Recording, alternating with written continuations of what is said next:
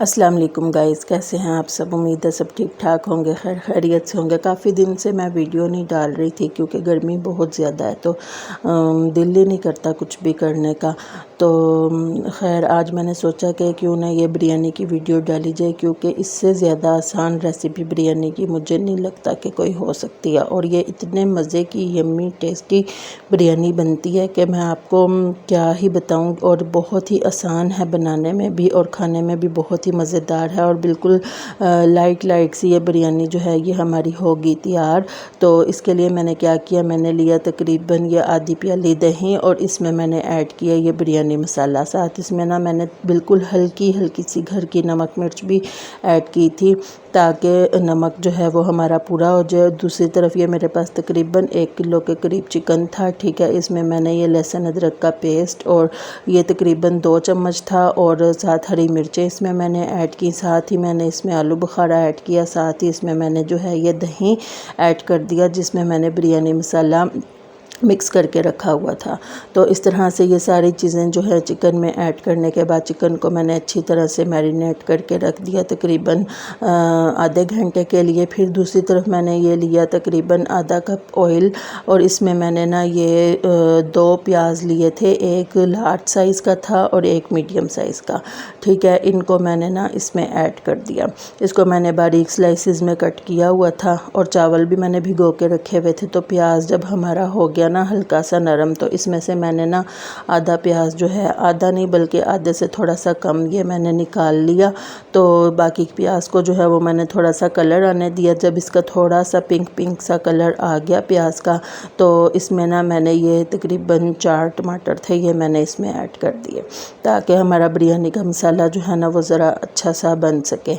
तो बनेगा लेकिन ये लाइट ही, क्योंकि 1 किलो चावल है तो 1 किलो चावलों के हिसाब से ये मुनासिब ही है मसाला, बहुत ज़्यादा नहीं है कि गर्मी में ना बहुत ज़्यादा मसाले वाली चीज़ें खाने का दिल नहीं करता। लेकिन ये लाइट इस तरह की बिरयानी बनी हुई हो तो ये बहुत ही मज़े की लगती है। तो जब प्याज और टमाटरों का पानी थोड़ा सा खुश्क हो गया तो इसमें मैंने मैरिनेट किया हुआ चिकन जो है वो ऐड कर दिया। तो चिकन को ऐड करने के बाद इसको मैंने अच्छी तरह से हिलाया जुलाया और इसको मैंने ना कवर लगा के रख दिया ताकि चिकन जो है वो गल जाए। और दूसरी तरफ जो है ना मैंने चावलों की तैयारी स्टार्ट कर दी। चावलों में ना मैंने सिर्फ ज़ीरा डाला था और पुदीना, इसके अलावा इसमें मैंने कोई खड़े मसाले कोई कुछ और नहीं डाला, सिर्फ नमक ऐड किया इसमें मैंने। और चावल ऐड करके तो इसमें ना मैंने साथ थोड़ा सा सिरका ऐड कर दिया ताकि चावल जो है ना वो हमारे खड़े से बने। तो ये देखें ये चावल भी हमारे यहाँ पर तकरीबन बॉयल हो चुके थे और चिकन भी जो है वो गल चुका था, ठीक है। मसाला उसका अच्छे से भुन चुका था चिकन का। तो चावलों को मैंने जो है स्टेन कर लिया, ठीक है। इसमें से सारा एक्स्ट्रा पानी जो है वो निकाल दिया।